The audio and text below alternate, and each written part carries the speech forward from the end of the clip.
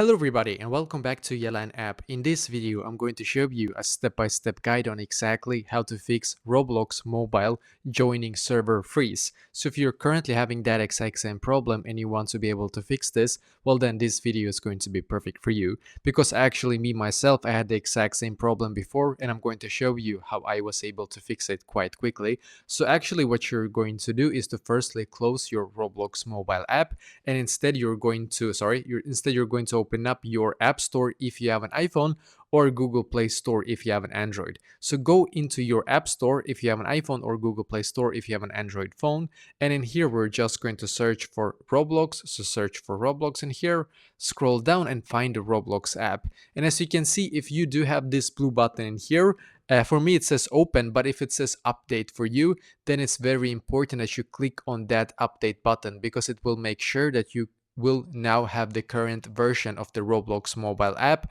and that should be able to fix a lot of bugs that was in the previous version.